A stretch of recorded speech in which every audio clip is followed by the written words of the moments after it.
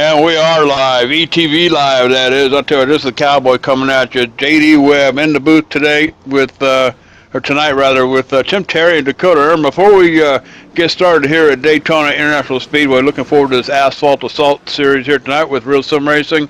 You know, guys, I was in TeamSpeak the other night over at our office, and Jimmy North, Dakota, and a bunch of us was in there talking about our radio show and whatnot, and actually, I think we was over here, now that I think about it. And Jimmy North and David Dam boys got together apparently one night here a couple of weeks ago or so. And the outcome of that little deal was some of the funniest thing I've ever heard in my life. And I think David Dam boys was a little fearful about the Cowboy hearing that. But I got a hold of that file, and of course I put it through a little post-production work here, a little post-processing, spit that thing back out. I'll tell you what, Laura, let's go ahead and play that for the audience tonight.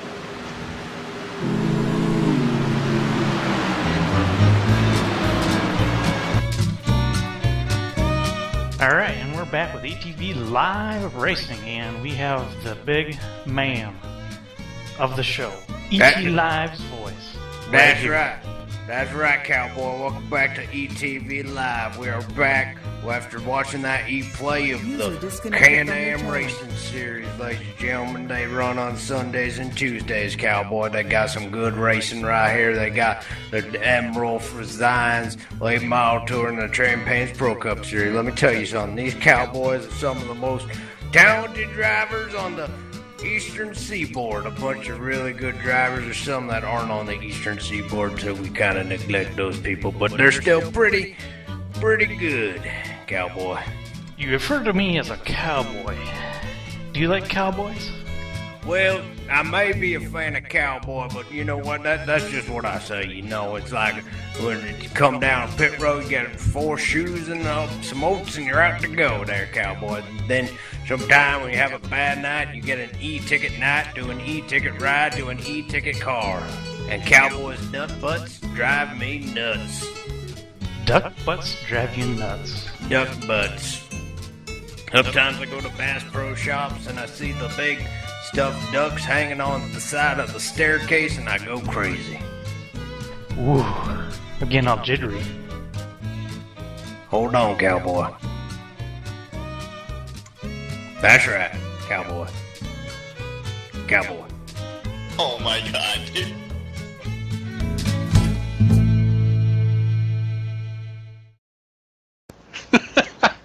And that's some of the funniest stuff I've ever heard in my life. I tell you what, David Dam boys and his boys, Jimmy North putting that thing together, and it was a lot of fun. Of course, I got a hold of it, like I said, put it through a little post-production there, add that little background music to it. But Dakota, Tim Terry, we're here at Daytona International Speedway here tonight under the lights. Let's get this thing rolling.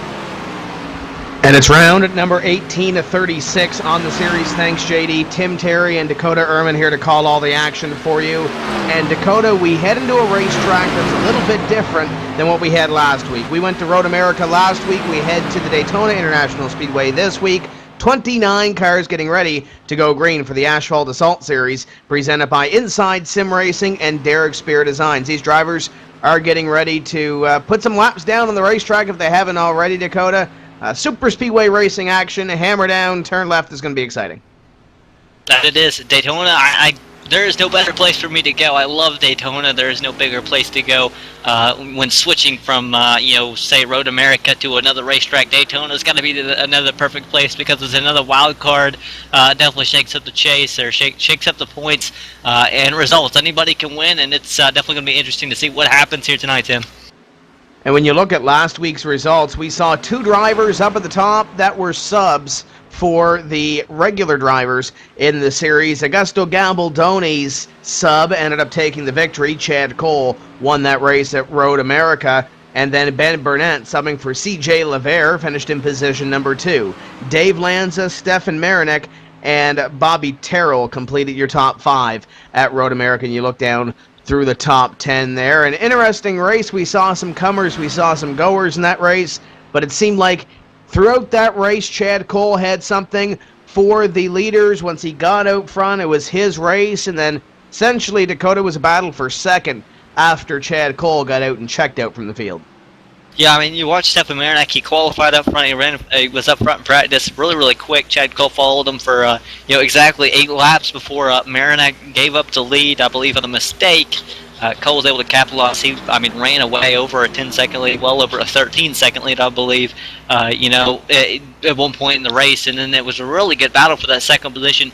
At the end of the race, and that was some of the best road racing we've ever seen. But when you talk about points, it really shook up the points as Marinak has a 49-point lead over LeVere. LeVere would have made up a few points with having Ben Burnett subbing for him last week. Bobby Terrell sits 30-70 out in just about 21 points behind LeVere. Lacrosse sits 478 out, 8 points behind Terrell. Abbott sits in 5th position with Jose Gonzalez 6th, Rhett McBride 7th, Brian Harvey 8th, Clint Monahan in 9th, and Douglas Wyatt sitting 10th in the points, 199 points out. And just behind them, Glenn Campbell, Bo McGuire, Dave Lanza, Doug Roth. There's only, looking at it, 19 points or so between 10th and 14th place. We talked about that battle last week and actually the last couple of weeks, and that battle's going to be one to watch as the one you mentioned, John Abbott up there in 5th, 125 points behind, 535 on the season. And then you go back to Clint Monahan and Brian Harvey, who are tied at 509. That's going to be a battle to watch here as we go forward in this season as they battle for a top 5 spot in this series. Daytona International Speedway broke ground on March 29th, 1927. And you look at the storied history of this racetrack, 2.5 mile super speedway, track repaved twice, once in 78 and once in 2010. And the list of Daytona 500 winners, who's who: Richard Petty, Cale Yarborough, Bobby Allison, Dale Jarrett, Jeff Gordon, Waltrip, Kenseth, Elliott, Sterling Marlin, and of course this year Jimmy Johnson took his second Daytona 500. Turns are banked at 31 degrees, your tri-oval at 18, and your back straightaway banked at 2 degrees. And a great place to watch some racing action. Had the opportunity this year to catch the Daytona 500 and the Sprint Unlimited at Daytona this season. A great place to watch a race if you've never been before, and they're getting ready to do some renovations on this racetrack as well, Dakota. So it's an exciting place to race, and these guys, 29 strong, in just a few moments getting ready to attack it. Yeah, it's all about the tandem here at Daytona. It always is at the super speedways, which is going to make it very interesting. You got to make sure you keep the engine cool, and you don't run over anybody in front of you too much. You got to be careful what's around you. The pusher can't really see anything of what's in front of him, which definitely makes it very unique. It's a unique track. It's pedal to the floor. That's it. We'll have to keep our eye on what happens here tonight. And looking at some of those comers and goers, and we mentioned a little bit different because Road America was last week, a little bit of a different racetrack than an oval. Clint Monahan has 4 straight top 5s heading into Road America. Missed it by a couple of positions last week. CJ LeVere has 2 straight top 5s. At least he and his subs have 2 straight top 5s, and Matt Lacrosse has 4 top 10s in his last 5 starts. And we mentioned 4 straight top 5s for Clint Monahan. He lost 4 spots in the standings with missing Road America.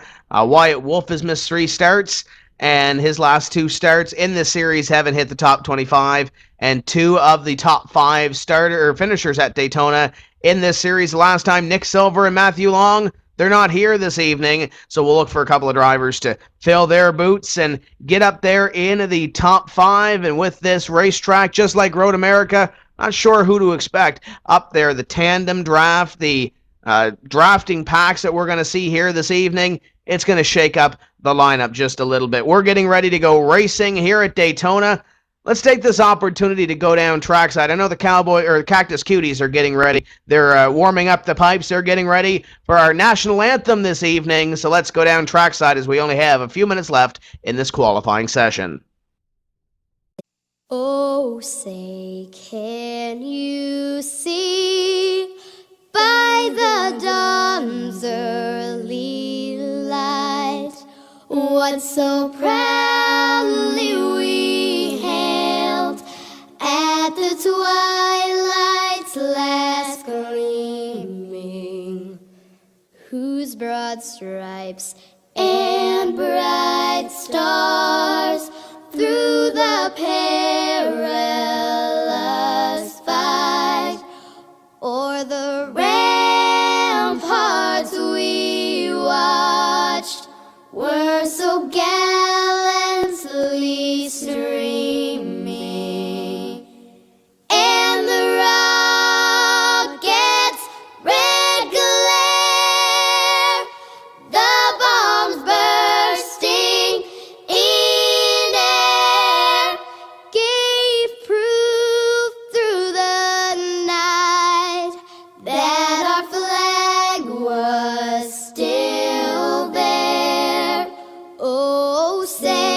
does that star-spangled banner yet wave o'er the land of the free and the home of the brave.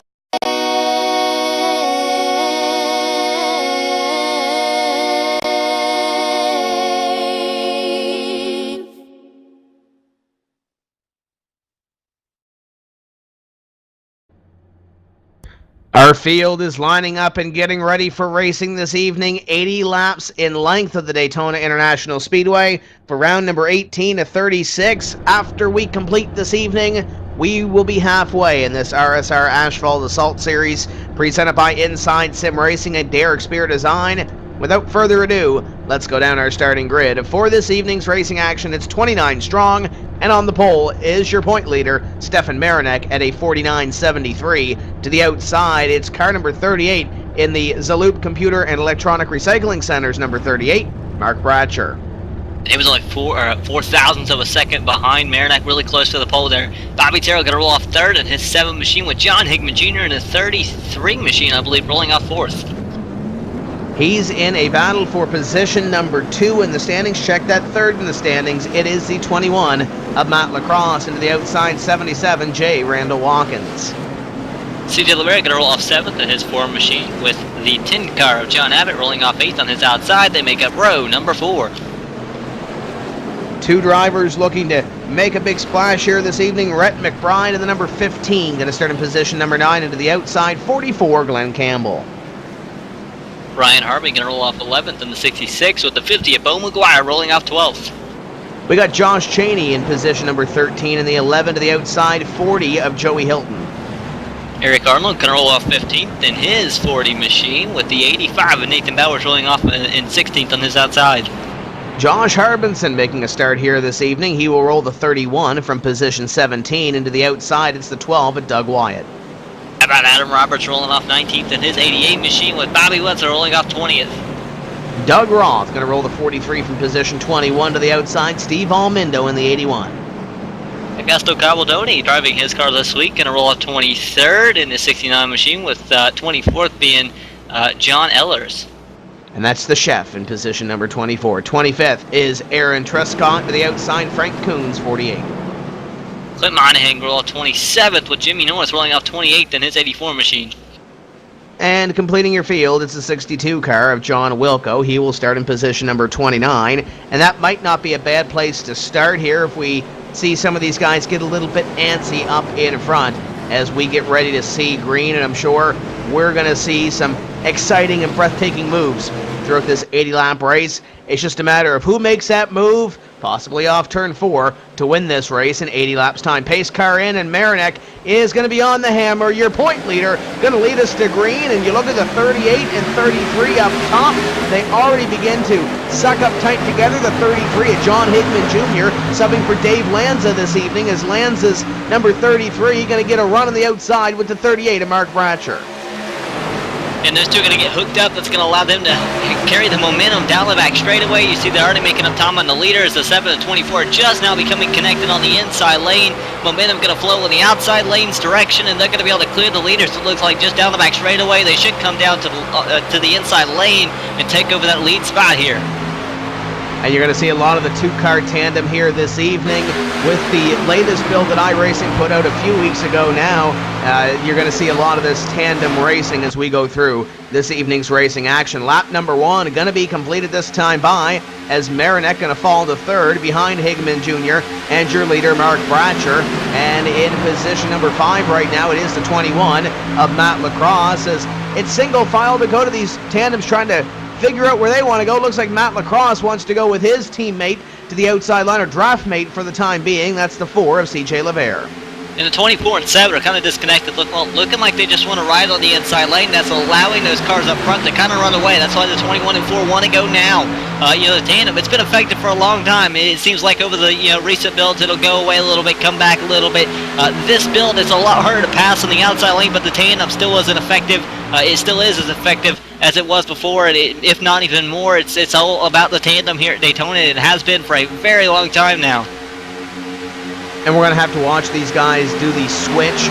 The driver that's in the second place position in these tandems, if you're new to this type of racing, he'll overheat, he'll get hot, he'll have to pull out a line, he'll have to switch, get the clean air, and lead the tandem around. You see the top two drivers have yet to switch, and I believe it takes a few laps here, Dakota, 4 or 5, I do believe. I'm not sure with this car, but you'll see a switch here coming up, I'm sure. See the drivers talking in the chat is look at the run the 21 and the 4 get. Here comes Matt Lacrosse and CJ Levere to the outside line. Where did they come from? Great run for the drivers in the outside line, and I believe Matt Lacrosse is going to lead this thing coming to the stripe. And you could see from Mark Bratcher in the 33 of John Hickman Jr., both of those cars, the 38, 33, they're extremely hot. The 38 is riding, or the 33 is riding off the 38, giving him room. They switch up front, the 21 and 4. They've been, I don't think they've been hooked up quite as long as those guys in front. The 38 and 33 had. So, I mean, they're switching. It's time to switch. You know those guys behind them are hot. They're just going to be riding here. They go to the outside here. They're not going to be able to push because it's going to be so hot. Where the 21 and 4, they're going to be cooled down and have the ability to push for quite a while and just run away from the outside lane, it looks like. And you want to make that switch, and you want to make it in a timely fashion so you don't lose a whole lot of time to the other tandems in this field. And you see the tandem in position number 3 right now, or that would be 5th and 6th, I guess, in the scoring monitor. John Abbott and J. Randall Watkins. Is John Abbott and Randall Watkins trying to bring themselves a little bit closer to the front of this field. Lap number 5 being worked on the board here at Daytona with CJ Levere continuing to lead over Matt Lacrosse, Mark Bratcher, and John Hickman Jr. And this is that 5th lap. The third tandem in line just switched with the 77 and the 10. You'd have to believe that the 38 and 33 might be making or considering making a switch here soon. I noticed that the 33 was having some electrical problems. That might be why they're holding off, but they can't keep the 33 on the bumper of that 38 like they are. They've got to get him a little further off, maybe have him duck out, get air somehow. If he's staying behind him, he's still keeping the car, fairly hot, and eventually it's just going to get hotter and hotter and hotter, and that engine's just going to blow. Whether they expect it or not, there's going to be less warning if they keep it hot like that. I mean, that's the one thing where drivers talk about not having much warning before the car blows up. That's going to be one of the reasons why. If you see those two blow up, you see the 21 and 4 disconnected. That's allowed the 38, 33 to get back up to them as the 21 all over the place. 38 shoots down the inside 4, shoved up the racetrack. Basically, now we have a side-by-side battle for the lead. It looks like the 38 has the momentum heading into turn number 3. And the 38 is going to take the position up in front as the 4 and 21 decide to do the swap. Behind them at position number 3, so move Matt Lacrosse back to position number 3. CJ Levere back to 4th as Mark Bratcher will come up at a corner number 4 across the line here and will lead lap number 6. Watch that 77 car as it looks like he has a new partner in Marinek. He's picked up the 24 car, was pushing the 10 a little bit earlier as they get up near the wall in corner number 1 and 2 as they see the 21 and 4 go for the lead position. Side-by-side drive race down the back straightaway. And how about the 85? The 85 and 88 had moved around some cars. The 84, 43 coming back. Good battle back here. A lot of cars involved in this, and it just keeps getting further and further. More of a battle. But looking back up front at that battle for the lead, currently 21 and 4 have taken it. Here comes the 77 and 24 to the outside. 38 and 33 kind of falling back as they have not really switched, and they are still hot with the 38 up front. The 33 cannot push whatsoever. Yeah, he's trying to do something here, but the only time they've taken the lead is on a switch, and it wasn't that long that they went back behind the lead tandem as the 77 and 24 are on the outside of them. They continue to try to push for what would be position number 3 in this field as J. Randall Watkins. And this is the great thing about a super speedway, Dakota, as the leaders switch up in front. The 4 will go to the lead on the number 21.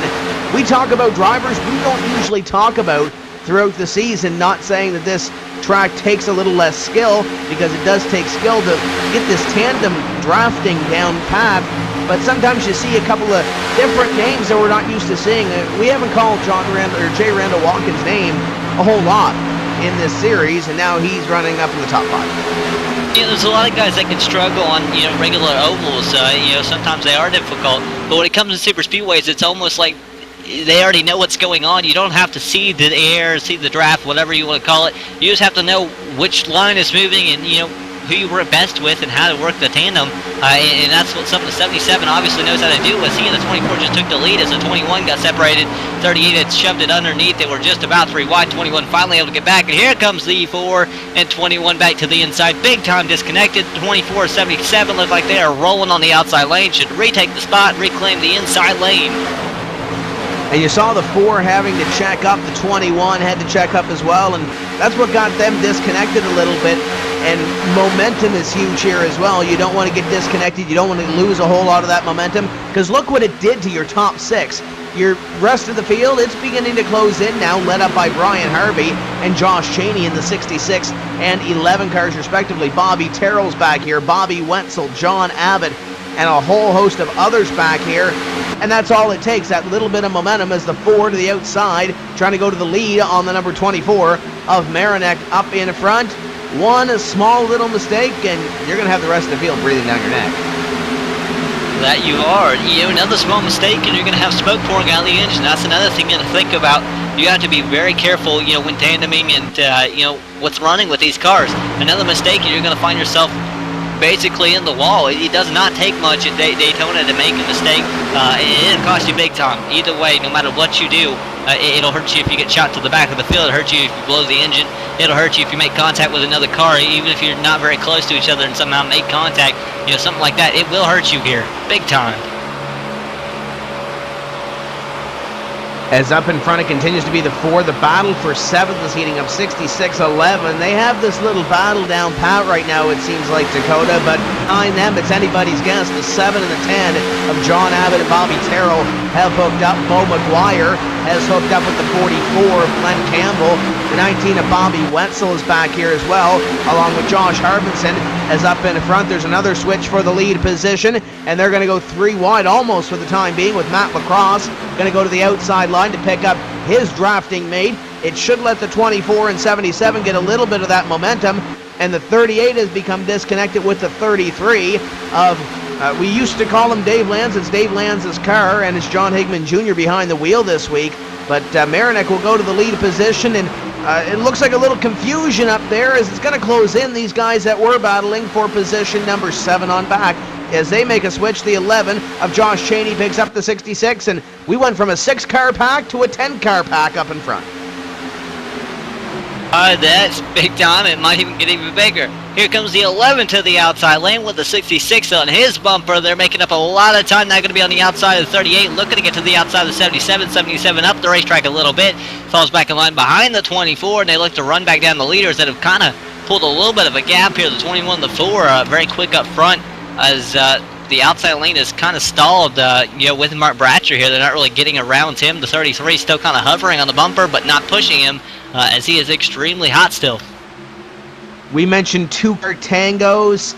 It's a 29-car field. You do the math. There's one left out, and it's John Wilco in the 62. He's about to go a lap down in about 2 laps' time. Everybody else is... they found somebody to race with at this point, Dakota, by the looks of it. There's one 3-car tandem trying to make it work back there at 26, 27, and 28, and they're losing a whole lot of time. As up in front, it's 3 wide for the lead position, and Marinek going to go to it as Matt Lacrosse and CJ Levere had to make the switch off corner number 2. Down the back straightaway, your top 4. They're trying to break away from the rest of this field. Bratcher holding down John Higman as they put John Wilco a lap down, and it looks like Cheney and Brian Harvey may have this thing figured out as well as they begin to move up the scoring pylon. 44, 84, and I believe it was 19 with 3 wide for a moment. Now it's going to be the 43. It's 84 and 44 make contact. 31, 43 with 3 wide. Now that's down to 2 wide. A lot of 3 wide, 2 wide racing in the back of the pack here, just around the 10th position. Maybe a little forward. 9th position, I think, is the early, the further spot up towards the front. And here comes the 38 of Mark Bratcher on the outside as they battle for position number 3, Bratcher, and the number 33 back there of John Higman Jr. They're trying to make up some time as they go on the outside line. It looks like the connection has stabilized a little bit on the 33 as the 4 and the 21 get a run, barely clear enough on that outside line, and actually they might not have been cleared. It may have been more Mark Bratcher moving up the racetrack a little bit. Bratcher going to suck up tight to those leaders as the 4 and 21 going to come across the line in first and second, and Mark Bratcher may have had to hold his breath a little bit there. Yeah, he gave them room. He was up 3 wide basically on the top. He was able to slip back behind him after he lost a little bit of momentum because he had to go a little higher on the racetrack. He's got his partner back on his bumper, but they're stuck side by side with the cars on the inside. The cars on the inside not even pushing. That's going to stall them a little bit here and allow those cars up front, the 21 and the 4, to get away just a little bit here. So I think they might actually be going to switch those corners. The 21 does dive underneath the 4 just to give them an advantage, as they had a pretty good gap there that ought to allow them to keep the lead possibly. And we look back here, and it's about a 10-car pack for the lead position. There's a couple of tandems that have fallen off this lead pack, but looks like we got 10 cars up here going for the lead position. The 38 of Mark Bratcher going to get the run on the outside with the 33 of John Higman Jr., and he finished third in this race. 1 season to go. Did the driver or sub-driver of the number 33, John Higman Jr. Bratcher has the advantage in the middle of the corner, but here comes Matt Lacrosse on the inside line. I don't know what I was talking about there, as he goes with CJ LeVere to the back bumper down the back straightaway, and it looks like Matt Lacrosse is going to take the lead going into the corner. Bratcher going to lose all that momentum, and looks like they're going to do a little bit of a switch back there as the 33 going to go ahead of the 38, and the 38 throws the anchor out. He goes way back, and it's going to stack up the 44 and 19 behind him. And they're falling back a little bit on this leaders. 38-33 finally able to switch, but they go back big time on the outside lane. That might cost them, as they're now side by side with the 19 car. As I believe that 19 car is Bobby Wetzel on the inside in 7th position, and 44 just behind him. Here's the 43 and 84 coming as they go 3 wide basically. 84 going to go up the middle. They make contact. 84 going to go down the racetrack. He might be out of this as he's spinning. He is in the inside wall. I believe we are still green flag racing as Jimmy North has heavy damage to the lows. Number 84, tough break for him. Back up front, it's Matt Lacrosse and CJ LeVere, your lead tandem, as they come out of 4 down the front straightaway and to the line as CJ LeVere will take the lead. And the one thing I was going to say there, you saw the 33 and the 38 make that switch, and they fell like a stone, and then about a half straightaway later, you see the 4 and you see the 21 make the switch, and they don't lose the lead. That's the difference between a clean switch and a switch that takes a little bit of time and you become disconnected. Now the 33 and 38 have become reconnected, and they are coming back to the front of this field, and they might have the lead here or have something for the lead going into corner number 3 as they've got the momentum up. And here comes John Higman Jr. on the outside, and they'll try to make a little bit of a better switch the next time they try to do it, Dakota, because they lost a whole lot of time. Took them 3 laps to gain the momentum back. The 4 and 21 though prevailing on the inside lane and running away again, gapping the 33 and 38 there as they have become connected once again. Leaders switch 4 to the outside, 21 underneath. 4 is going to pull right back behind them. They're going to maintain the inside lane. It looks like maybe not quite. 33 shoves underneath. He's going to shove those 2 cars up the racetrack, and they will have the line. 38 looking really hot as he's backed up off of the bumper. The 33 gets back to his bumper to help him, but does not want to blow the engine. 19 kind of following in line just behind them. That's Bobby Wetzel, just kind of hanging around with the 44, Glenn Campbell. And that's all it takes. One small mistake, get your nose in there, and the 33 is going to try to lead a lap here for Dave Lanza. Lanza is locked in that battle for position number 10 in the standings. So this bonus point here will help if he can get it, and he will. John Higman Jr. top of the board for Dave Lanza, and that's 1 bonus point as the 38 thought about going to the inside there and not going to stick it below that double yellow line. We are getting ready to come up on some pit stops, but before we do, let's take the opportunity to make a pit stop ourselves before these drivers head to pit road. We are clean and green through 21 laps of the RSR Asphalt Assault Series presented by Inside Sim Racing and Derek Spear Design.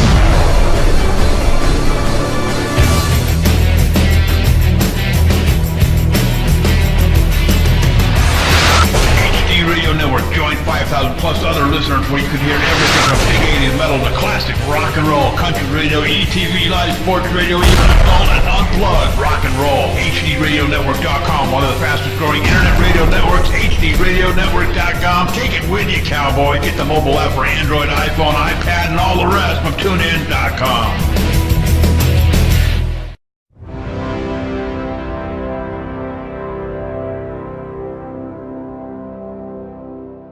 Fans, it's time for those most famous words in motorsports. Drivers, start your engines!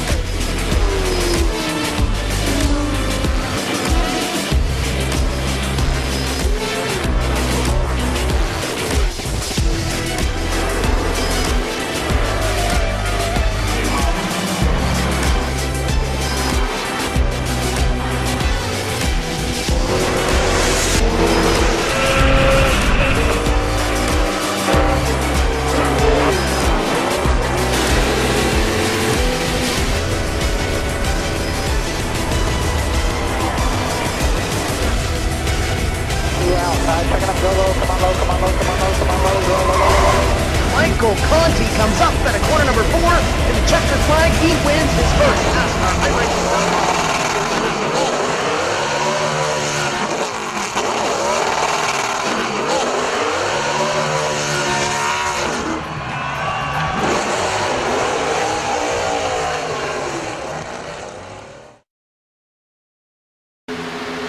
We come back just the way we left you with John Higman Jr. at the top of the board at Daytona International Speedway for round 18 of the Asphalt Assault Series, presented by Real Sim Racing, as it gets close up in front with Matt Lacrosse and the 4 of CJ Levere going back to the lead.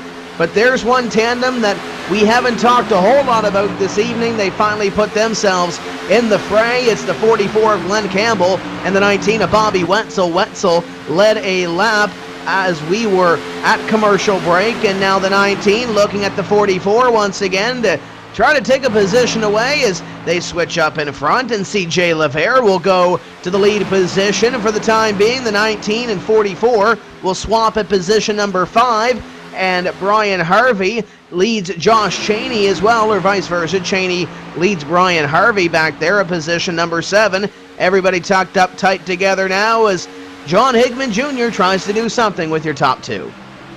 Oh, Glenn Campbell way up the racetrack. He was following the 19 car of Terrell, and it just looks like he maybe missed the bumper. Shot way up the racetrack that allowed the 11 and 66 to get by very, very quickly. They jump back in line together on the inside lane and try to follow back in suit and try to run back down those leaders. Does look like Levere, though, and Lacrosse very stout up front as they have that lead once again. Then you have I do believe that is Higman Jr. and Bratcher just trying to hang on. They've been really, really good as they've been switching now. They're really, really fast, able to get back up front and contend for the lead once again. As we work lap number 27, we've been green flag racing since we, dropped the green flag 27 laps ago. The 33 and 38 now go to the outside of the 4 and 21 as John Higman Jr. tries to take the lead back away, and Dave Lance is number 33. We look at pit stops coming up here, Dakota. When do we see these drivers on pit road? What's the window?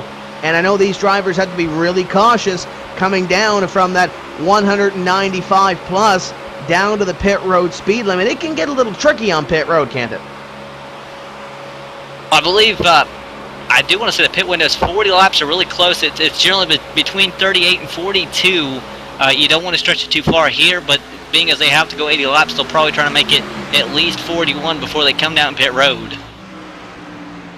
And really tricky as well to get on pit road, to not speed on pit road. Make sure you have a drafting partner, because we see the draft is really key here this evening with these tandem drafts. And just make sure you don't make a mistake on pit road. You could fall from this lead pack that we have here, which is now 8 cars strong, all the way back to, what seems to be a second pack back here, Dakota. It's the 88 car of Adam Roberts and the 85 of Nathan Bowers, and then they have 2 drafting mates behind them, Almindo Harbinson and Wyatt and Roth. In between them, you have a couple of two-car tandems with Marinek and Randall Watkins, and then Bobby Terrell and John Abbott. But it looks like the biggest pack right now on this racetrack seems to be this 8-car battle for the lead position, and that's kind of it's kind of got a little bit calm up here, calm before the storm, I guess, as they'll get ready to lap the 62 of John Wilco and the 84 of Jimmy North, who took that header to the inside wall a couple of laps ago. Well, tell that it's calm to Terrell and Campbell as they work the outside lane, trying to make up a few spots on the outside. They take the spots and now jump down to the inside. You'll watch as the leader still hanging on the inside lane, just kind of pulling away. I believe the 44 is all over the place as they go around the lap cars on the outside lane.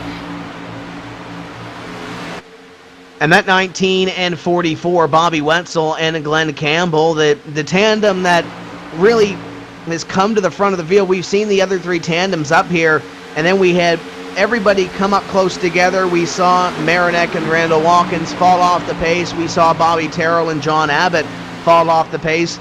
But it seems like Wetzel and Campbell have something for at least the front half of this field as they switch up in front. It's going to be the 33 of Hickman Jr. going back to the top with 30 laps completed. Just 50 laps to go in this event.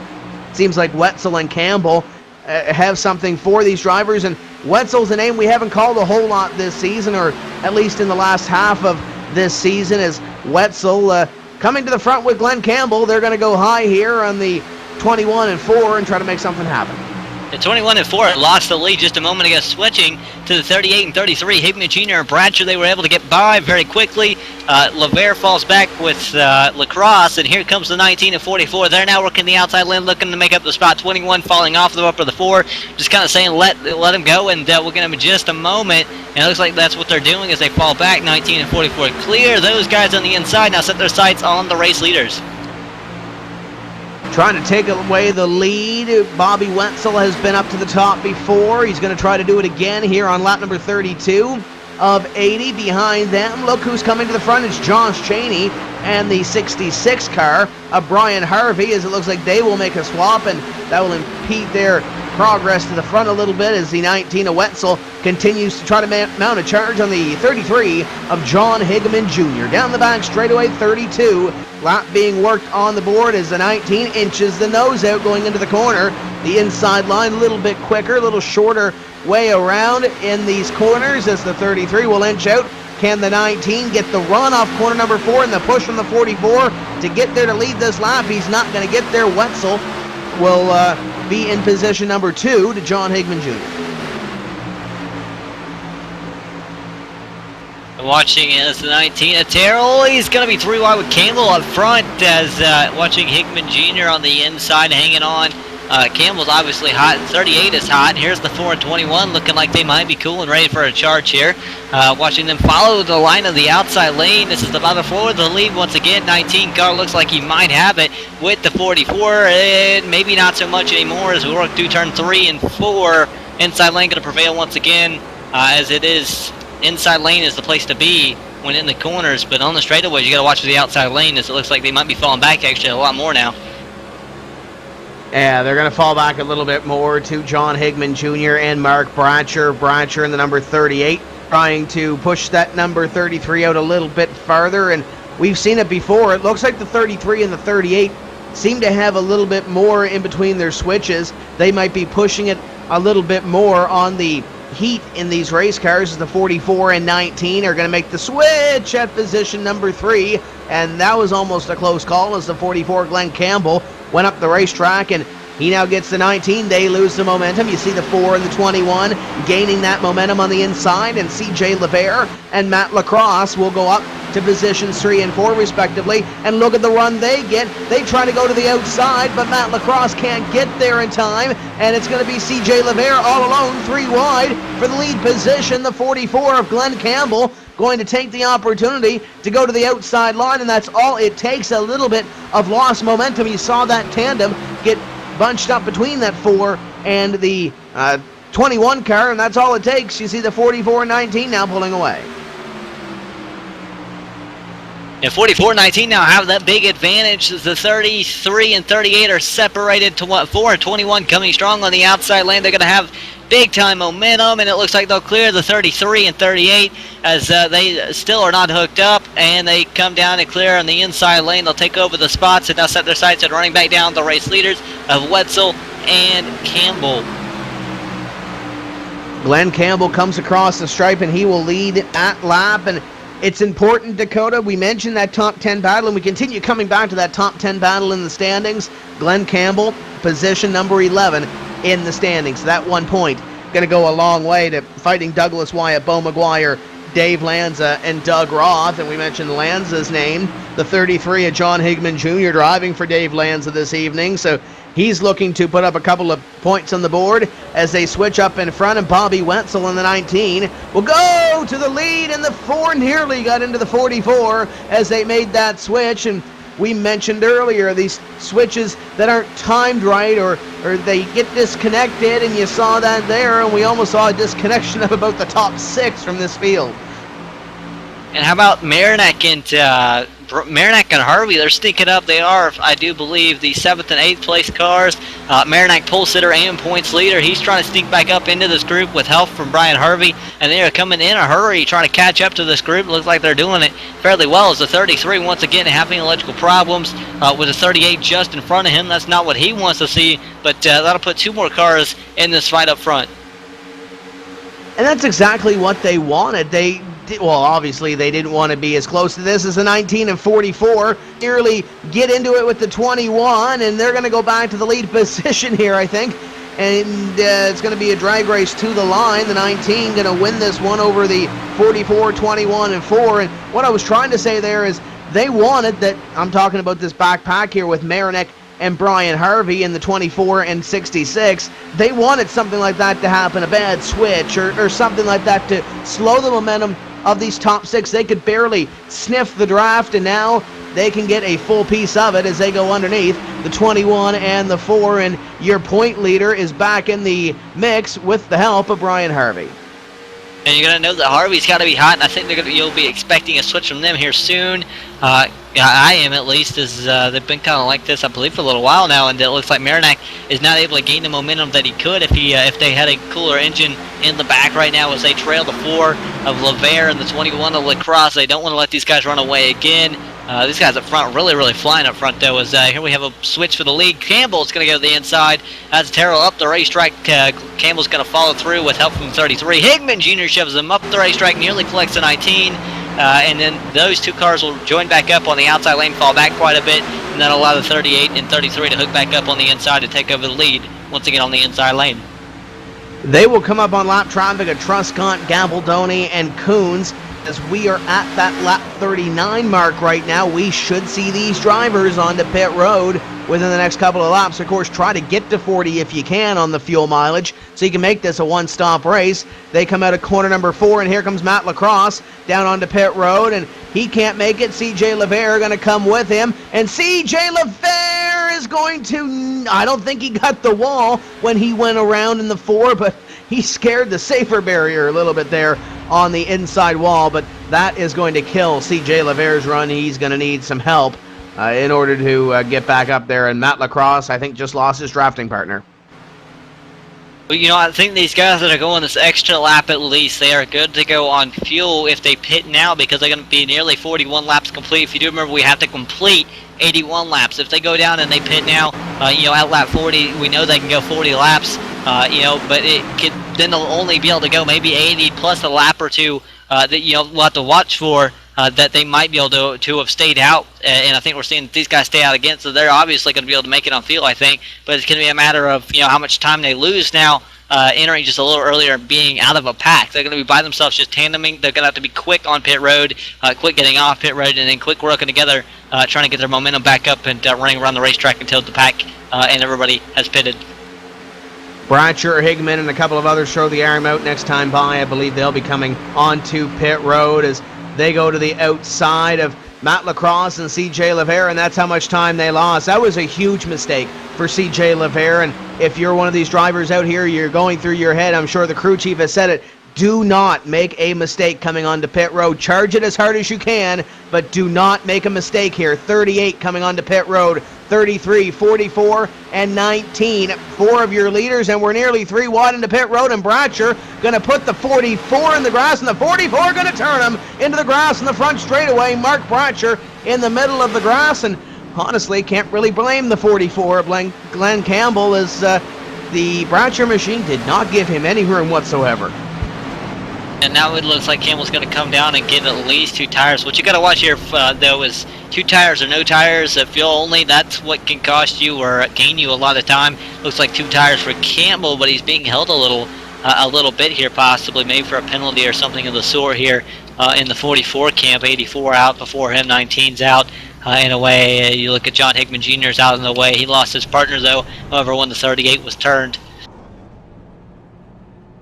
And Bobby Wetzel comes out, John Hickman Jr. comes out, and that might have to be a new drafting tandem because they both lost their teammates, or drafting mates per se, and that little pit road fracas that we just saw back there. So tough break for them, but we'll see some of those drivers come back out as Marinak and Harvey now down to pit road. A 24 car now in his stall after starting from the pole. He's going to have the first stop. He's in his box. Looks like no tires, though.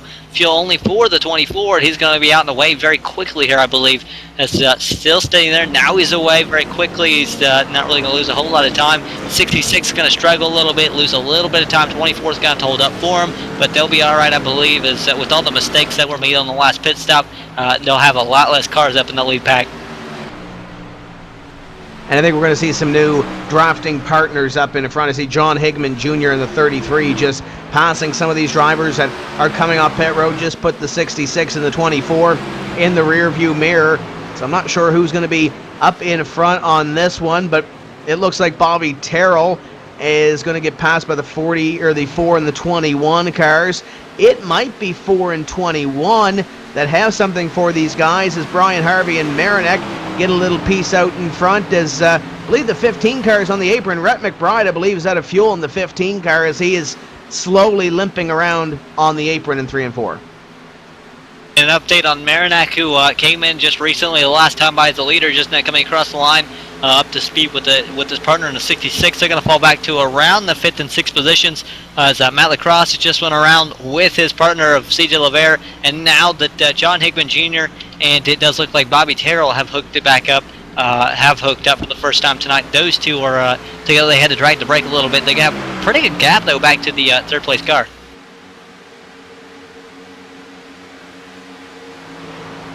Bobby Wetzel in the 19 and John Hickman Jr. in the 33 lead this race. And as you mentioned, CJ LeVere, Matt Lacrosse, Marinak, and Harvey, they're within about 0.6 of a second of each other, those two tandems in 3rd, 4th, and 5th, 6th. If they get a little bit closer, they should be able to eventually track down those drivers in front of them. And you see it on the time slot there, about 0.8 of a second between your first and second drafts as your second draft switches there, your second tandem of Matt Lacrosse and CJ LeVere, and Marinak and Harvey continue to close in as well. Your top two, a new tandem as they lost their former teammates or former draft mates on that pit stop. CJ LeVere and Matt Lacrosse and also Marinak and Harvey has essentially worked together since we dropped the green flag here in Dakota. Could that be an advantage for those two drivers or those two tandems compared to Wetzel and Hickman, who are just working together for the first time this evening? I would say so. You know, when you have experience with a guy, you might trust him. You guys can move around a little bit more. You know what's going on. I'm sure you've worked out a route of communication by now. Those two up front, you're not quite as sure. And I do want to clarify, it was Bobby Wetzel, not Terrell. I don't know what I'm reading, but definitely not Terrell up front in the 19 machine. That is Bobby Wetzel as he now switches. And he's going to get behind the 33, John Hickman Jr. Here comes the 21 and 4. That's the 21 Lacrosse. The 4 LeVere. They come with a huge run on the outside lane. 21 going to have the head of steam. The 4 going to push him here. Matt Lacrosse trying to go to the lead, but it looks like the 33 and 19 on that inside line, they've regained a little bit of that momentum as They come up at a 4 across the stripe this time, and who's it going to be? Matt Lacrosse going to take the advantage on John Higman Jr. by about, maybe a couple of pieces of paper out in front, 13 thousandths or 13 ten thousandths of a second there. I guess it is thousands.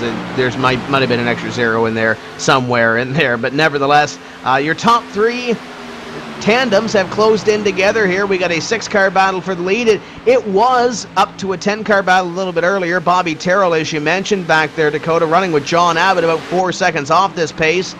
And Josh Cheney, right now with a little help from Jimmy North, is back there in 9th. And then Douglas Wyatt and Steve Almindo in 10th and 11th place. So we have a little bit of a change throughout this field with those pit stops. But nevertheless, the one thing that hasn't changed is John Higman Jr. is quick and Bobby Wetzel is quick as well. They are leading the field, but watch Brian Harvey in 66 and Stefan Marinek in 24 as they try to mount a charge. Watching the 6-6 and 24, they're a little all over the place as the 19 shoots down and maybe pull the switch in the middle of the back straightaway. A little odd place to do that. That's going to hold up the inside lane. That's going to hold up the outside lane possibly as well, as it will. The 66-24 shoot down the inside, kind of moving around quite a bit. 33 shoots up the racetrack next to the wall. He's trying to get behind his partner, the 19, coming up on lap traffic, and they're all over the place. Don't know what's going on. 66-24, not even hooked up. Now they're side by side with each other, and the 21 and 4 are all over the bumper of one another. Looks like the 21 got bumper hooked like 3 times, which did not allow him to make up any time on those guys behind him. They now continue to work through 1 and 2. Lap number 49 being worked on the board. Your top 6 run nose to tail with CJ Levere and Matt Lacrosse up in front. And here goes that third pack of Wetzel and the 33 as they go to the outside. They come up on lap traffic, which might play a little bit of a havoc here. The 1, Clint Monahan, is going to go 1 lap down, and a couple of close calls there up in front as the 66 and 24 are going to get disconnected from the 2 in front of them as they come across the stripe this time. We have 49 complete, and your leader, it's dead even at the line. Give it to the number 19 of Bobby Wetzel by 6 thousandths. Bobby Wetzel in the outside lane, hanging on strong with help from that 33 of John Higman Jr., 21 Matt Lacrosse, still pushing the 4 of CJ Levere. They're fighting back on the inside lane, but here's what the outside lane is the place to be. It's down the back straightaway. They're going to be side by side. Outside lane prevails just a little bit, as it looks like they might actually get the 19 clear of the 4, and the 4 cars. Yeah, the 19 is going to stay up high. We've seen a lot from Super Speedway Cup where you see, like Friday nights, you'll see guys, they'll have a partner that'll push him up to the front, and he'll just drop down, leave his partner, and just take over the lead on the inside lane. That's not what you're really seeing here tonight. These guys have partners, and they're sticking with them till the end, it looks like, as the 4 and 21 became separated big time. It's going to cost them a lot of time. 19 and 33 going to pull away a little bit, and here comes the 24 and 66 on the outside lane. We're side by side for position number 3 with 30 laps remaining in this race. CJ Levere and Matt Lacrosse going to get the momentum, take that 3rd place spot. They might go for the lead here before this lap is completed. We'll stay with this one before we take our own pit stop. 3 wide possibly here as they get fanned out. They switch up in front. 4 and 21 nearly make contact as they make the switch. John Higman Jr. back up to the top, but here comes Marinek. He's disconnected from Brian Harvey, and the 21 going to try to get in there with the 4 as well. Who's it going to be at the stripe? It's going to be the 33 of John Higman Jr. Now, boys, we can breathe a little bit. We're going to step away for just a moment, and we will bring you back to more live racing action at the Daytona International Speedway. Lap 51 or 52 being worked on the board. 29 laps to go. Don't go away.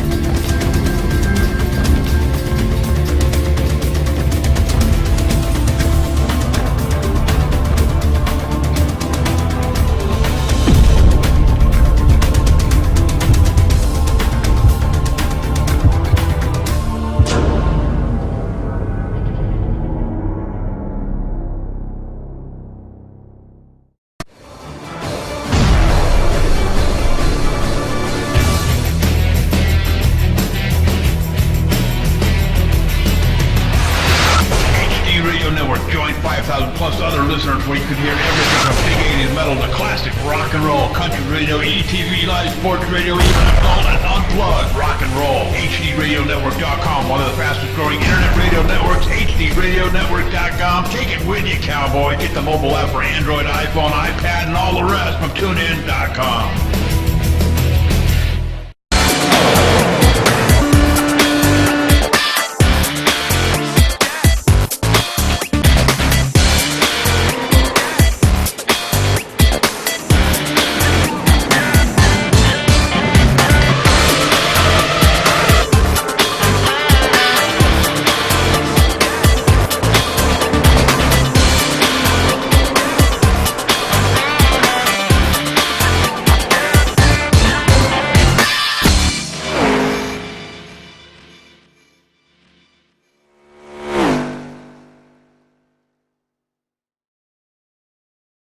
Welcome back to Daytona, and Matt Lacrosse is your leader with CJ LeVere being scored as the leader, the top two in that tandem as they work down into corner number one. Inside Sim Racing, sponsoring the Thursday Night Real Sim Racing Series. Inside Sim Racing, your first and best choice for all the news and reviews in online motorsports.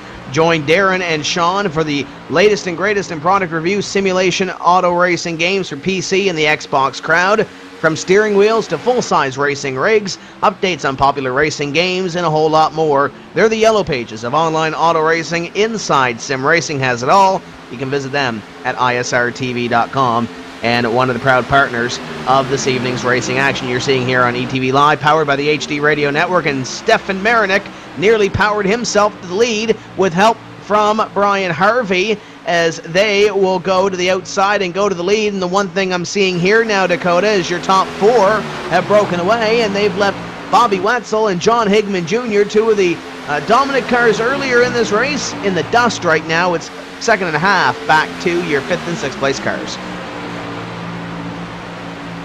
Yeah, watching the fifth and sixth place cars, it's, I do believe, Wetzel and Higman Jr. That's not Terrell, that's Bobby Wetzel, and he's sitting in that 19 machine, just in fifth position, with Higman Jr. pushing him. They just kind of have fallen off recently. And how about John Abbott? Then there's Bobby Terrell sitting in sixth or eighth and seventh position, seventh and eighth, as they just switched, putting Abbott up front. That's those two kind of, just a quiet race here. Maybe looking for a caution as they're 4 seconds behind the leaders. And you look at Bobby Wetzel and John Higman Jr. just about a second behind, but they are falling off a little bit. Yeah, you see them falling off a little bit now closing back in. I was about to say if they continue to fall back, they'd be in danger of falling back to Terrell and John Abbott. Back there in 7th and 8th place, about 4 seconds off this pack, but that's not going to happen as they switch up in front for the lead. It's going to be CJ LeVere going to the lead. They're going to have to go up high because here comes Marinick, Harvey, and now Wetzel and Higman as they go to the inside line. 57 in the book this time by for your new leader and your point leader, the 24 of Stefan Marinick. They switch at position number 3, and it's going to stack them up a little bit, going to let your top two get out a little bit, as we have a couple of new partners here, or maybe not by choice, as the 4 and 21 try to get hooked up again. The 33 and 19 complete their switch, but look at all the time they lost on that, as the 33 car and the 19 fall back a little bit, and they push the 4 and the 21 a little bit further behind the 24 and 66 car, as Brian Harvey is going to try to possibly make a switch here in these next couple of laps. We talk about Marinick, the success he's had this season. Dakota, 4 wins. Brian Harvey has not won a race in this series this season, nor has, well, the 33 car has gone to victory lane this season. Bobby Wetzel has not. The 4 and the 21, they both been to victory lane. I'm sure it would be huge if Brian Harvey can pull out a victory in this series this evening. And it would. I mean, Brian Harvey, the ultimate underdog. It would be extremely cool if he could pull out the win. The 66 machine, he's up front, he's in position. He's got the best guy to do it, the 24 points leader by around 40 points, I want to say. Marinick is, really, really good no matter where he's at. He's really fast and up front always. So if you're going to be with anybody anywhere, it's going to be Marinick at a super speedway track, because I'm sure you're going to run well, and that's what they're doing. Running inside the top 5, going to be the top 6 here in just a moment as Matt Lacrosse goes by with his partner, CJ LeVere, and they're going to be scored now in 5th and 6th when they come across the line. And as they go into corner number 1, you see the big lead that your top 2 had, and they just recently switched, so they're going to try to build some more of a gap, and it's almost a second back to Levere and Matt Lacrosse, who run in 3rd and 4th, and then it's Brian Harvey and Marinek in 5th and 6th, and they put about a 5-second advantage on the 7th and 8th place cars. The 48 car, I believe, is reported as being around. That's Frank Coons. He's on the apron. Is that going to bring out the caution? And it should bring out the caution. Yeah, caution is out. Coons going to be in trouble here. His 48 machine, I believe he is the cause of the caution. He is.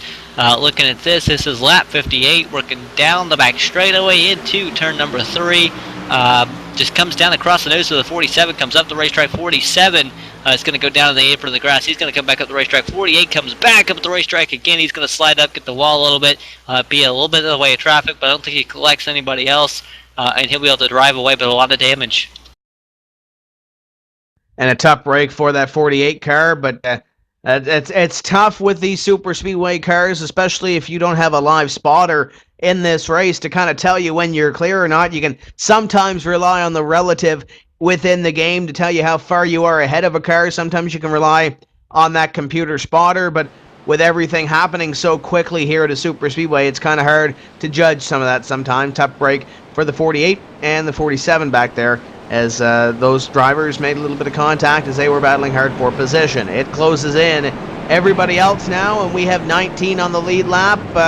It's an advantage for some of these drivers that had issues on pit road. Mark Bratcher, Glenn Campbell had that coming together on pit road. It's going to close them back in. With 61 laps in the book, we have 20 to go here. Could we possibly see pit stops? We know these guys are good on fuel. Do we see anybody come down for pit stops? Track position should be key here, shouldn't it?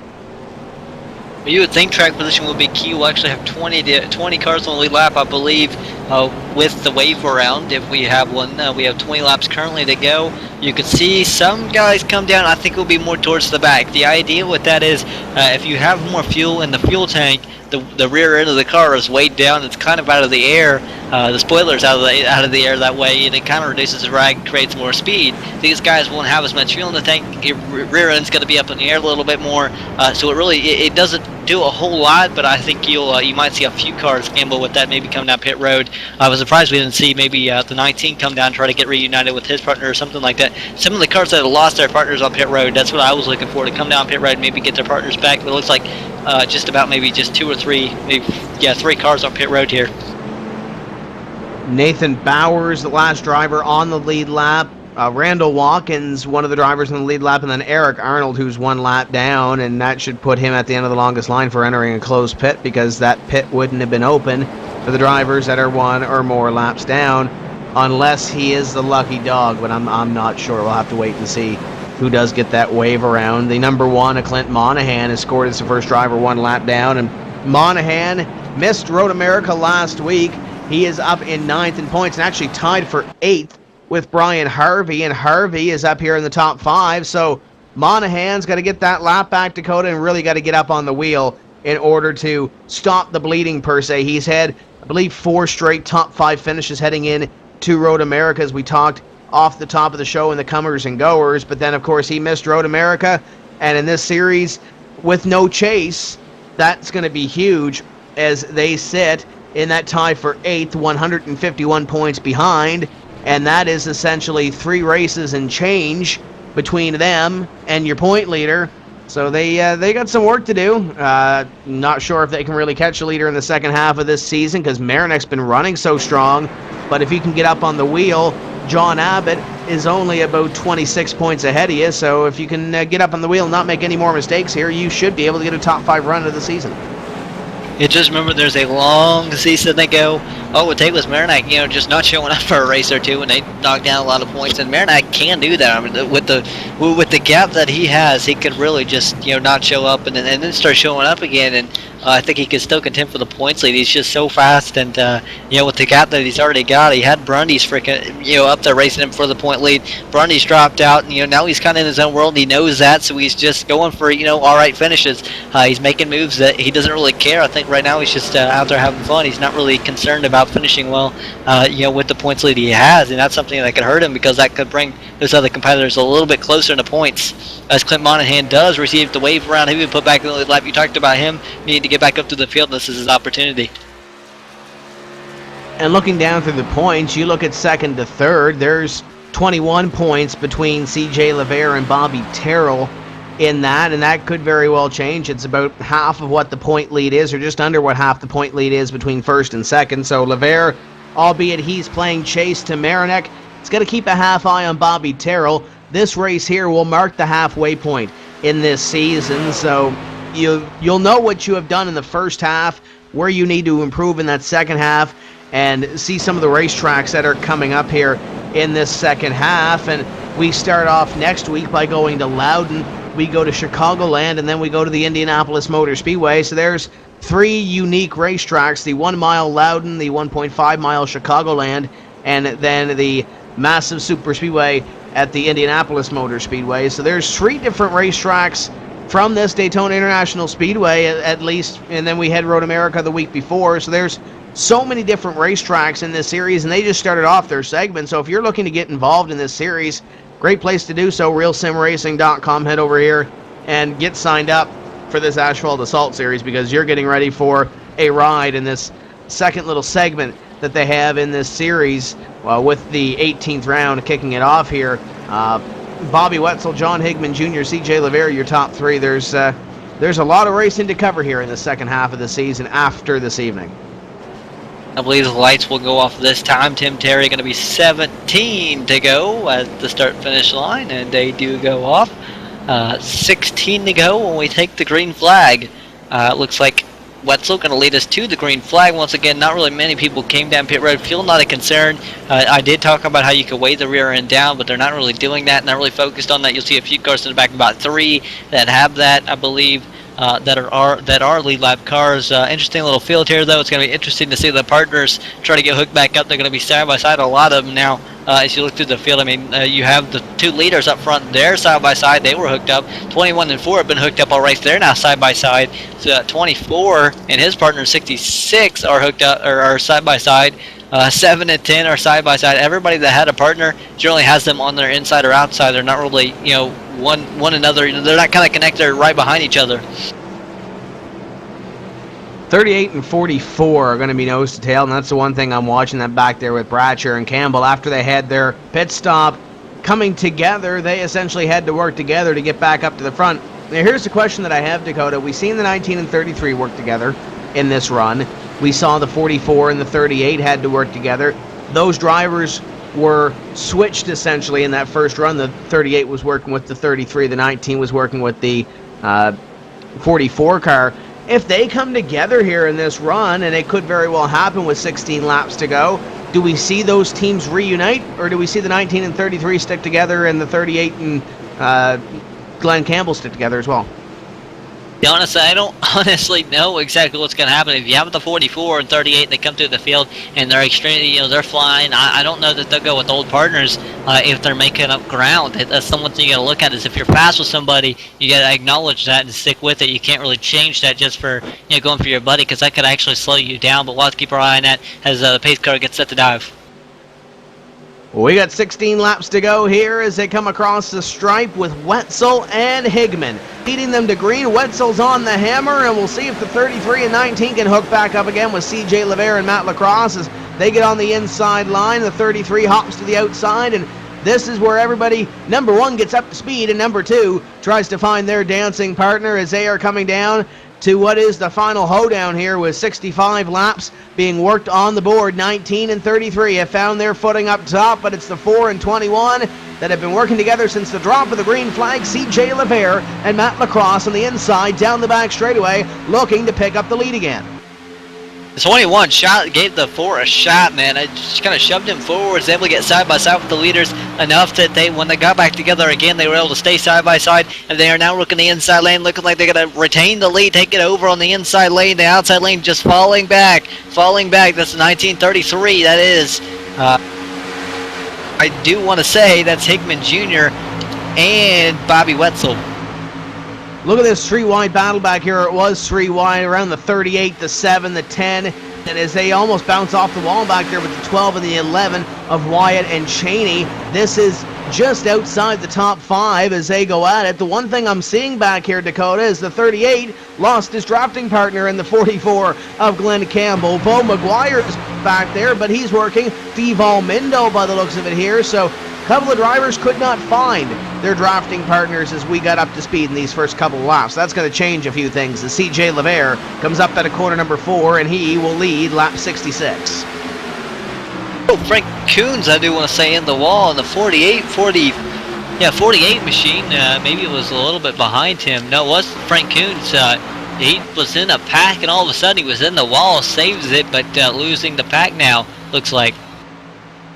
Yeah, he's going to lose the draft in the number 48. In front of him, it's the 85 and 69, Augusto Gabaldoni, and the 85 of Nathan Bowers going side by side, the 1 and 47. And this looks more like a pack draft almost compared to what we're seeing up front with the 2-car tangos as they continue to find a partner, or at least find their footing. And as they do so, they are losing a whole lot of time to the drivers up in front, and it's getting busy up front. The 66 and 24 have found each other again, and Brian Harvey is trying to come to the front of the field with Stefan Marinek. And wreck. We're coming across the line for 13 to go. Nathan Bowers has found himself head first into the wall, and that's going to put us under caution, I want to say. The 88, the 47 make contact, 88 or 69 that is. 69 gets shot down the racetrack, collects the 85 of Nathan Bowers. 85 puts it back in the wall, and he tries to keep it up there, and I think that's what puts us under caution here. And that starts with Glenn Campbell in the 44 off the pace in the middle. The 47 tries to go to the outside line, and the 44, it almost looks like he was trying to play 2 lines there instead of playing 1. He's in the middle of the racetrack, goes up the racetrack a little bit. 47 gets up into the wall, and Augusto Gabaldoni is on the back of the 47 already. Kind of gets that, what we call in iRacing the bumper hook. You see the 47 come down the racetrack, and his bumper seems to be not in line with the 69 at Gabaldoni as he goes down the racetrack, gets into the 85, and Bowers will put her up into the fence, roll her over, and that'll pretty much call it a night for Nathan Bowers in the 85. And it's been a couple of back-to-back tough nights for him, Dakota. Last night, I know he was racing the Outlaw Truck Division over here at RSR. He got loose at a corner number 4 on lap number 8, and the truck behind him had nowhere to go. I would know that because I was driving that truck. So Nathan Bowers had a couple of rough nights here over at RSR, but he'll look to change that and turn that around here next week. You know, that's the one thing about, a place like Daytona. You can have a bad week and you can rebound. Daytona's a wild card racetrack. You don't know what to expect ever from this racetrack. You cannot plan to have a good night at Daytona. What you got to do is plan for a bad night and then hope for the best. And I think that's generally what he did. Unfortunately, he didn't get the best result, but that's Daytona for you. You see Aaron Truscott getting the wave around, so that will put the Truscott machine back on the lead lap, so we'll have 20 back on the lead lap. I believe we lost 1 there in Nathan Bowers, so Bowers will fall 1 lap down. We do have 23 for, that looks like 26 or so still on the racetrack after that most recent caution. Adam Roberts and John Ellers have both called it a night, as the 85 will also join them in the paddock area, so we'll have 26, I do believe, on the racetrack. When we go back to green, CJ Levere and Matt Lacrosse have put on a show here so far this evening up in front now, and they've been strong all night long. Do we see any tandem here? Obviously, we're going to get some drafting in here, and it's going to come down to the end of it, but looks like CJ Levere and Matt Lacrosse are working pretty well together. Is there any other tandem here that you see, Dakota, that could possibly upset the apple cart here? Well, 66 and 24 have been together all race long. They're sitting 3rd and 4th now. They're going to be right there on the restart. They're going to watch these two. I know the 4 and 21 are going to get hooked up on the restart. You got to expect the 66 and 24 to do the same. They're really quick. I think they're going to be better with the 24 pushing, however. If the 66 can be really steady in the wheel, the 24 really experienced, I think he's going to have the ability to push the 66 by for the win. You also got to look at that 19 and 33. I would say if they had a little bit longer together, I would say they would be really good together here. I think that the 33 was a little bit better with the 38, but we'll have to keep our eye on those two as well because they are fast. And you can't count out the 10 and 7. They've been together all night long. They had fallen 4 seconds behind the leaders before the pit stops, I believe. and still extremely quick and they're still together. That's all it counts. If these two can get up there at the end, they're going to be ones to watch here. I was about to mention that the 10 and the 7 falling back a little bit. It almost like they've fallen at a touch, the leaders on those couple of runs that we did have. So we'll have to see if they have anything in these closing laps. We're going to be less than 10 to go when we take the green flag. And then you look back at guys that really are trying to dance with whoever they can find at this point. Cheney and Douglas Wyatt back there in positions 9 and 10. Mark Bratcher's been working with a couple of different people. Most recently, the 44 car, Glenn Campbell. And you saw Glenn Campbell have those issues, and I'm not sure what led to those issues, but it might have to be the case that he was not working with anybody in the 44 on that run and fell like a stone, and then met the 47, 69, and Nathan Bowers in the 85 as he fell through the field in the 44 car.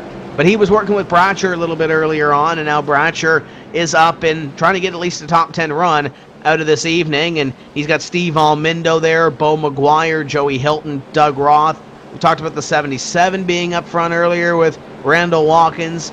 Josh Harbinson is in 17th. Clinton Monahan in 18th just got that free pass. We'll see what he can do in less than 10 laps.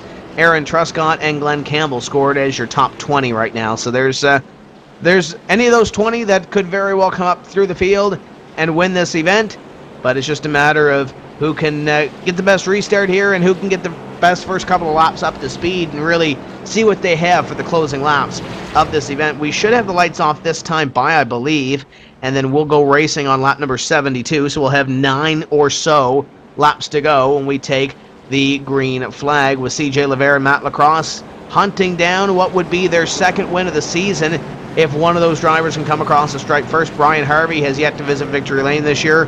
Bobby Wetzel has yet to visit Victory Lane. John Higman Jr., John Abbott as well, add him to the list. They haven't been to Victory Lane yet this year. 33 Carr has been to Victory Lane with Guy Snyder behind the wheel, but John Higman has not visited Victory Lane in this series as of yet. And then you have in the middle of it all the 4th place driver, your point leader of Marinec, who's won 4 times this season. The second most of anybody, Bobby Terrell's been to Victory Lane 5 times.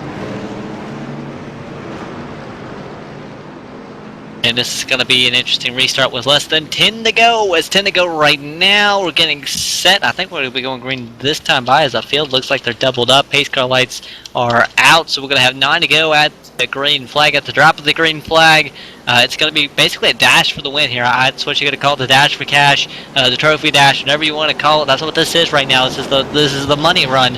Unless there's a caution, and then it's all over again. You can do it again, and these guys can only go so far until when they receive a caution, the race is over. That's what you got to watch out for. But we went over 40 laps without a caution, and now we have 2, and we're looking for what I believe would be a 3rd caution here, possibly. So this is definitely going to be interesting. You can tell things are more intense for the drivers as well as the commentators, and everyone here as we get set for the green flag. Pace car gets set to dive.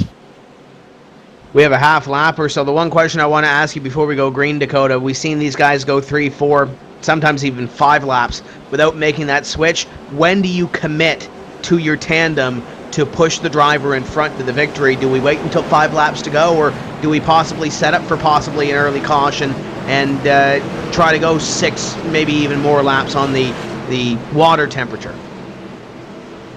Let me tell you, you cannot go more than 2, especially with the guys. These guys have been out there for 71 laps now, working 71. These guys are going to be hot very, very quickly. When they get when the gauges start flashing red, which will be in about 2 laps, they're going to have to switch or back off, one of the two. So it's going to be kind of hard for these guys, and that's what makes it so difficult at the end of the races here. It's a pace car now gets set to dive. Gonna be hard to call a winner here with 8 laps to go or 9 laps to go. Check that. We'll see what we can do here, though. Pace car is in. Levere and Lacrosse going to try to get teamed up again as the green flag flies, and you look at the 66 and 24 to the back bumper of your top 2. We'll see if they can get hooked up as well as we work through the tri-oval and down into corner number 1. The 4 of CJ Levere on the inside, Matt Lacrosse on the outside, and they're trying to get up there. I'm sure they're trying to get teamed up, but they really can't do it with the 66 and 24 the way they are on the back bumpers down the back straightaway. I'm sure they'll try to get hooked up here at some point if they can get free of those guys behind them. Well, what you could watch here is the 24 could push the 21 in front of the 4, and the 21 could just ditch the 24 and shoot down the racetrack. Honestly, I think these guys all might be in a group together. I think and they might have talked this out already, as they now are going to fall in line behind the 66. And yeah, looks like the 21 was looking to follow in line, but he does not follow in line. Looking behind them just a little bit. That group behind them has fallen off quite a bit. 21, 24, somewhat in line. They're still the outside lane. They shoot back out, but they're not able to make up any time out there. And you see those guys getting single file, or they were double file for your top 4. Everybody else behind them, they were trying to figure out where they wanted to run. They were 2 and 3 wide back there, trying to find each other partners, and that's the difference with the draft. As you see now, the top 7 are going to come together here a little bit, as the 19 going to lead up a 3-car pack with the 33 and 38. We've seen these 2-car tandems. We got 7 cars up here, Dakota. Somebody's going to be the odd man out, as the 33 and 38 have found each other again. That worked well at the start of the race, but the 19 has nowhere in sight to find that number 44. Can the 38 here possibly? Looks like he might be the odd man out here. He might be, as the 33 just shot down off the 19, but is able to save it. That was a bit of a jump. It looks like he's all right now. It's the 21-24 fighting back on the outside lane. 4 and 66 not giving up. It looks like 33 having electrical problems once again. He's kind of gone. Never mind. He's back in line behind the 38. There's a 12 to the outside lane with help from Steve Almendo with the 81 machine. So a pretty big backup here for the lead, but right now it's the 21 Lacrosse looking like he's on top on the outside lane. Lacrosse and the 4 side by side, former drafting mates. This event going to be pushed by the 24 and 66 respectively. And the one thing I see here with this 3-car train that's tucked up now to the top 4, the 19 and the 38, they both work together with the 33 in this race as they switch up in front 3 wide for 3rd place, as the 19 and 38 going to push each other with the 33 behind. 81 and 12 almost going to come together with the 21 of Mount Lacrosse, as Lacrosse is going to fall deep in this field. The 4 and 66 continue to lead, and now the 19 and the 38 to the inside, as Wetzel is going to look for the lead here on the inside line with help from Mark Bratcher. Bratcher back involved in this battle as he goes to second. The 4 and 66 will switch. Yeah, they just now got the switch, so they're going to lose a lot of time here. 4 has to drag the brakes. That's going to allow the second group to come to the outside lane. That is the 24 Marinac pushed by the 21 of Lacrosse. Lacrosse not able to get with his partner, the 4 yet even.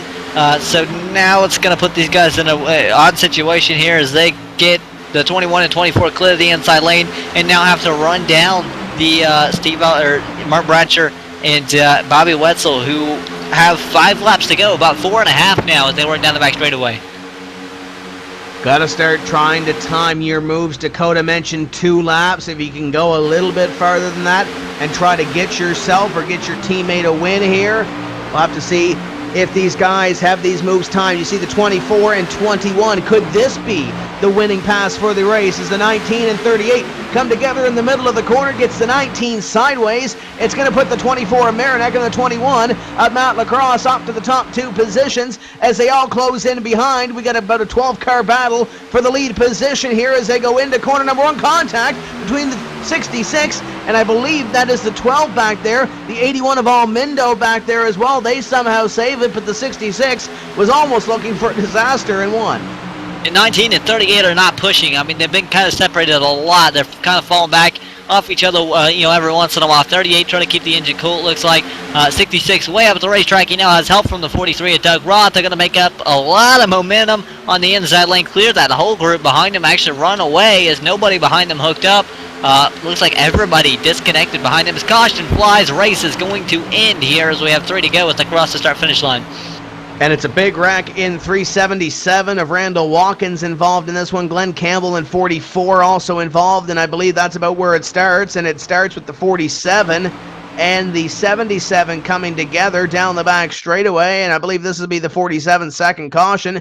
And I'm not sure what happened there. It looks like some close racing, trying to figure out who's going to lead this thing with couple laps left to go, and the 77 and the 47 just come together. 47 had the inside line, and the 77 come together. And you asked if it was the winning pass a little earlier. I think it was. Marinac being pushed by Matt Lacrosse will take home the win here tonight at Daytona International Speedway. Tim Terry in the Real Sim Racing Asphalt Assault Series, sponsored by Inside Sim Racing and Derek Spear Designs. And Derek Spear Designs, of course, is the partial sponsor with this series with Inside Sim Racing. On Thursday, Derek Spear Designs manufactures top-shelf simulation racing components such as pedals, shifters, button boxes, and much more. Reasonably priced. This is the kind of gear that a champion sim racing driver needs. Bulletproof and boot stomp and strong. See his gear at DerekSpearDesigns.com. And I'll let you in on a little secret, Dakota. If you go to Facebook.com/Tim's Corner Motorsports, or Facebook.com/Tim's Corner, I should say, Tim's Corner Motorsports giving away a Derek Spear Design Oval Championship button box in the next week or so in the month of July for celebrating 1,000 likes on the Tim's Corner Facebook page. So if you want to get one of the Derek Spear Design button boxes, could very well win one over at Tim's Corner. 2 laps to go, and you mentioned that pass for the win. I think they're lucky that caution fell the way it was, because the 19 and the 38, they got tucked up together, and they had a head of steam. They just ran out of time before that caution fell. That's the thing about timing, is you don't know whether you're doing it right or wrong. 24-21 obviously did it right. And they're going to come home with a 1-2 here tonight. And how about the 24-21? First time they worked together all night long, and they did it in a stretch of less than 10 laps, and able to bring home the win. That was, I mean, they were very impressive, very quick there in their little tandem. And CJ Levere found a couple of extra teammates, or temporary teammates, I guess we can call them, drafting partners. He's going to come home in 5th. But where does the 33 car come home? John Higman Jr., after leading a lot of the laps this evening and putting up some strong points nights for Dave Lanza, or it looked like a strong point night for Dave Lanza, he's going to finish 15th here this evening, so I'm sure that's not what Dave Lanza wanted, especially with Doug Roth up in the top 10, Bo McGuire in the 50. He only got a couple of points lost on him because he's going to finish 14th just ahead of him. Glenn Campbell in the 44 had an off night. Douglas Wyatt is going to finish up there as well in 8th place. So it looks like out of that top 10 battle we talked about at the top of the show on the points situation, the 2 big winners, Doug Roth and Douglas Wyatt, as they move up a little bit. Wyatt was 10th place in the standings to begin with. Doug Roth is going to close in a little bit and get a couple of extra points on Douglas Wyatt. So Wyatt solidifies 10th place a little bit more and tries to close in on those guys in front of him. But any bit of insurance, especially coming out of Daytona, can help you a little bit in the standings, as they'll come to the white flag this time by for Marinik. And then, final lap here, all he's got to do is come across the line here. Go around the racetrack one more time and then come across the line, and Marinik has it in the bags, which he can do. They're all good on fuel, even though they have not pitted in, around 40 laps. They should be able to make it this time, especially with all the cautions. I believe we had three cautions, I want to say, right, Tim? Throughout the race, and they all came in the second half of the race. Yeah, great run for these drivers. 56 laps at the start, consecutive green. A lot of respect being shown there. And then a couple of drivers at the back of the field trying to figure out where they were, and a couple of close calls there, bringing out some caution flags in the second half of this race. Marinik's got only about a half lap or 3/4 of a lap to go before he goes to the victory lane. We are going to step away for just a few moments' time. We'll talk to your top 3 in just a few moments' time.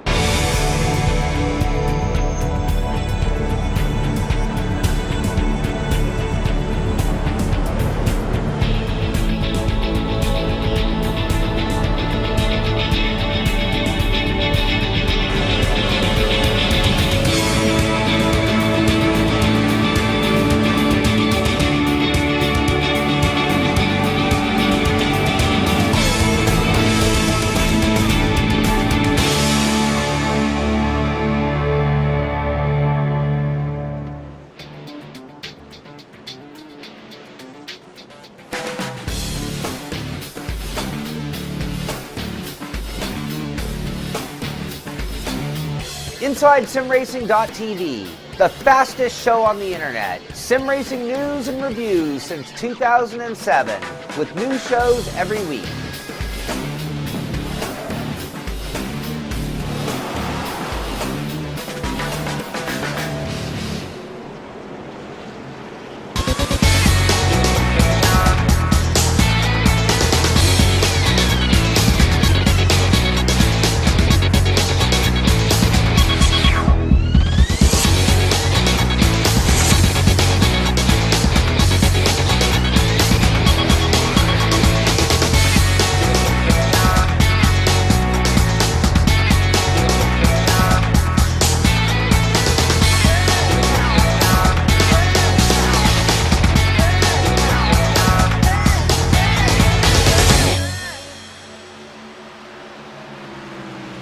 Welcome back to the Daytona International Speedway. Your winner this evening of round number 18 of the Asphalt Assault Series presented by Inside Sim Racing and Derek Spear Design is Stefan Marinek.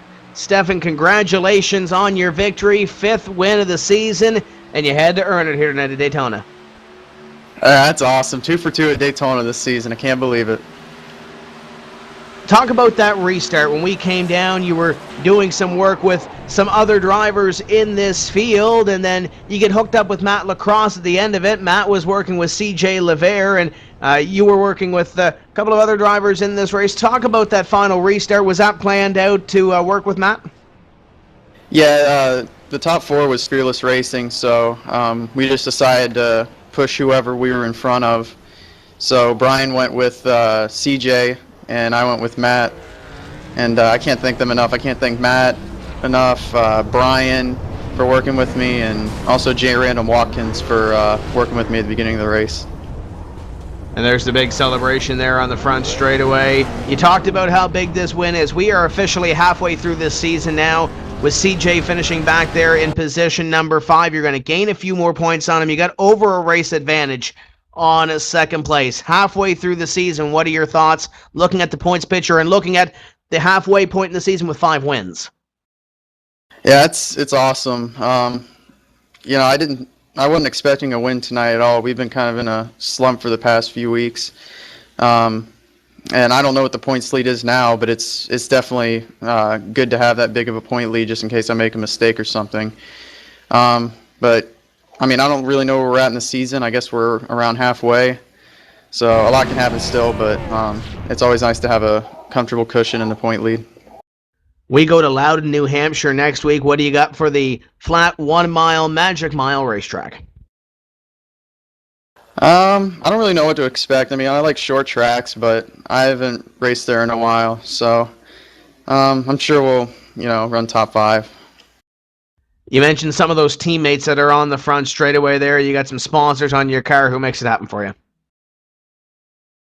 Matt Lacrosse, definitely, for helping me get that win. Everyone at Fearless Racing, Josh, Doug, Brian, Steven, Augusto, Frank, CJ, Mossy Oak for being on the car, Hippie's Paint Shop. Go check them out on Facebook. RSR, Derek Spear Designs for sponsoring the series. There is your winner, your point leader, 5th win of the season for Stefan Marinek. Dakota, I believe you've caught up with our 2nd place finisher, Matt Lacrosse. Yeah, how about Matt Lacrosse running extremely well all night long, goes with a different partner at the end of the race and ends up coming home 2nd, pushing the guy to the win. Matt, what a race for you, running up front all night long. Yeah, it worked out pretty good. We had a lot of teammates up there to work with. Me and CJ worked together most of the race, and we were able to keep it up in the top 10, top 5 most of the night. The last restart, just got hooked up with Stefan, and it seemed to work out. We were just about to swap too. Like, I'm like, hey, I got to switch in one, and we were just about to swap, and the caution came out. So, I mean, oh well, good for Stefan. We worked together for those last 10 laps or so, and come out with the top 3. The 2nd place finish is going to be positive momentum in your favor. Can you capitalize on this going into next week and maybe pull what you did at Darlington and maybe sneak away with a win? I sure hope so. I'm actually a big fan of flat tracks. So New Hampshire is one of my better tracks. So we'll see what we can do there. We'll try. Always try. There's always people that you got to contend with that are fast every week, though. So we'll do what we can. All right, any shots you want to go ahead and throw out there? I want to thank Inside Sim Racing, Derek Spear Designs. You guys up in the booth, you do a great job. I want to thank RSR for putting all this on. Quick Car Racing Products, Hippie's Paint Shop. Check them out, hippiespaintshop.com. And just glad we got everything going here. Almost acts like he's practiced that in the mirror. It was so fast. But Matt Lacrosse comes home 2nd. Going to go ahead and go down to Tim Terry, who stands by with our 3rd place finisher, Bobby Wetzel. Bobby Wetzel coming home in position number 3, and a driver we're not used to seeing full-time in this series, at least in these last couple of weeks. Bobby, 3rd place, has to feel good here. Talk about your run at Daytona. That was a good run. I mean, I was working with a couple guys out there, John Higman and Glenn Campbell. Me and Glenn got separated early in the race, and me and John got separated there at the end of the race, so things just weren't able to work out. I thank Mark Bratcher for coming up there and pushing me to 3rd. We actually were up 1st for 2 laps, and then race just fell apart there. Yellow came out, so oh well, I'll take 3rd place though. Yeah, I was telling Dakota, it looked like you guys were trying to make that move on the inside line, and then that caution flag came out. It just looked like the wrong time for that caution flag to come out, at least for you guys. Well, we were Mark was running a little bit hot, so he had to back off, and so we just couldn't do anything after that. Really, the caution probably saved us, to be honest, because we probably would have fell back farther if we hadn't. I feel really bad because me and John Hickman pretty much had the race wrapped up before we had that first yellow. It was us and C.J. Levere and I think Stephen Marinac. And if that would have been a nice race to run like that, us 4. But we got that first yellow at 60 laps to go with 60 laps, and well, we just had to work from there. First start in the series this season, looking at the point standings, are we going to see a little bit more often in this series? What do you look at the end of this series here? Well, my job has made it so I can't run the FTC anymore, the Full Throttle Cup, so I'm able to run this, though, so I'll be here probably every week, except next week I'm not going to like it, but I'm going to be here. Loudon, New Hampshire seems to be a little bit of a tricky racetrack. What can you do from Daytona to try to set yourself up for that 1 mile flat racetrack? Virtually nothing. It's 2 different beasts. It's just a whole different animal, and it's just not a track that I like. I need these high bank tracks like Atlanta, Michigan here. Those are my kind of flavor. And I know Chicagoland's coming up a little bit later on in the schedule as well, coming up in 2 weeks. You got some sponsors on the car, and I know you got a couple of teammates that help you out as well. Who makes that happen for you? Well, Wolf Racing, I think we're disbanding, but Wolf Racing, and right now I've got Steam and Valve on the car. I hope the car got up in the trading paints in time, but if not, it's on the car. And that's Bobby Wetzel coming home in position number 3 in Dakota. I think that's a name you're going to be hearing throughout this next segment of this series. He put up a great run tonight in position number 3. Final thoughts before we sign off here this evening. Great race at Daytona, and those guys mentioned it. Different beast next week. We're going to head to Loudon. And actually, it's going to be 2 weeks away next week. Going to be July 4th on the Thursday, so we're going to take that night off. I believe that's the night that the Cup Series, that would be the night that they would actually be at Daytona. I think we're going to be taking that week off. We are. I was confirmed we'll be back in 2 weeks for racing action at the flat track. Going to be interesting, and I can't wait to get to it. Going to be exciting. Loudon, Chicagoland, Indianapolis, next 3 tracks up for this series. So you don't want to miss a lap here on ETV Live, powered by the HD Radio Network. The RSR Asphault Assault Series presented by Inside Sim Racing and Derek Spear Design. So for all of us here at ETV Live, JD Webb, Laura Lawson, Dakota Ehrman, my name is Tim Terry, saying we'll see you in 2 weeks' time when we say let's go racing from the New Hampshire Motor Speedway. Keep the hammer down, and we'll see you at the track.